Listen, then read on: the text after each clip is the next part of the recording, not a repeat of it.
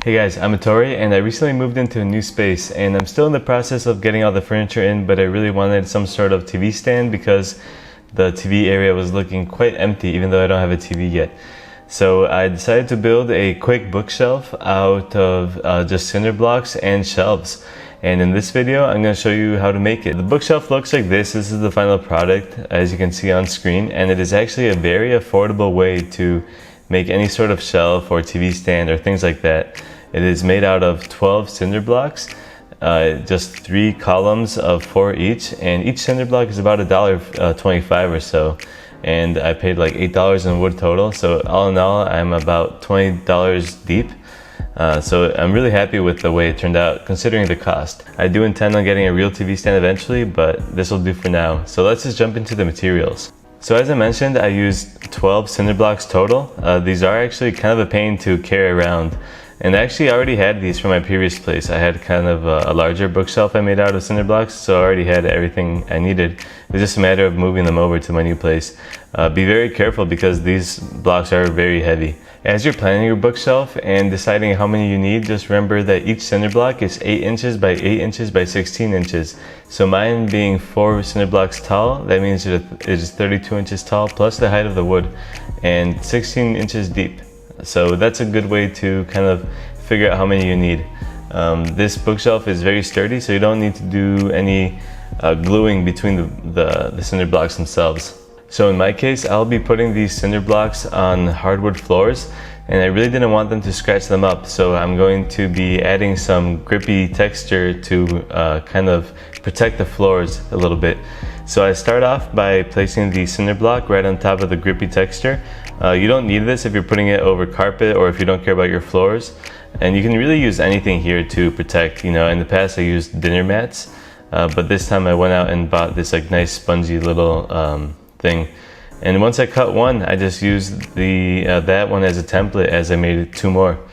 Next up was gluing them on. You don't really need much glue because you're not really gluing 2 things together because this will be at the bottom, so it's not like it needs to be that strong, but for the sake of moving things around, I didn't want it to be slipping off, so I just decided to add a little bit of glue, just a minimal amount of glue, and in order to make it stick better, I just used them as weights on each other. So and I let it sit for a little bit. After the glue had dried up, it's finally time to put the bricks down.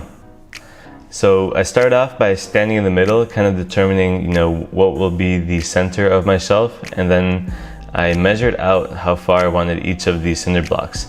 As I mentioned earlier, remember that the cinder blocks dimensions are 8 inches by 8 inches by 16 inches. So this will help you kind of spatially determine how far apart yours need to be. I personally like to have a little bit of the wood shelving hanging out. So I put them about this far apart, and that's how I like the way it looks. But you can play around, figure other things out on your own. And that's about it. It's a really easy process, just a couple steps. It's just a matter of, you know, laying down the cinder blocks and then putting some shelving on top. And now we just have to decorate this shelf to make it look a little bit more homey. I had a bunch of random plants, speakers, and knickknacks from my last place that I added on here in order to decorate a little bit.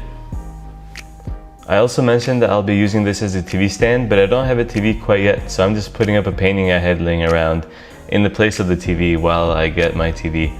I have this big painting I got you know, secondhand, and it's just massive and it really fits the spot of a TV.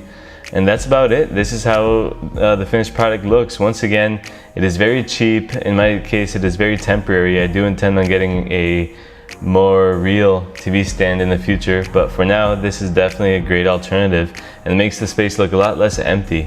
Thanks for watching, guys, and please let me know if you like this video. I can definitely make more of this kind of video in the future. I kind of focus on things that are a little bit more industrial but also very affordable and inexpensive. This doesn't fit every home aesthetic, of course. In my place I have, you know, exposed cement already and cement beams up on the ceiling, and exposed brick and things like that, so it really does fit the aesthetic in my place. But I still want to get a different TV stand eventually. I just, you know, haven't had the time to find the right one quite yet. But this shelf has a lot of different uses. You can even use this outside if you treat your wood and have a nice little outside shelf for things like that, or even in the garage. It can fit your garage aesthetic quite well, and I find that this is one of the best ways to make a very large shelf that is very inexpensive. And that's about it, guys. Thank you for watching. Please leave a like, comment, anything you want, and subscribe if you want more of these types of videos in the future. Thanks for watching, guys. Bye.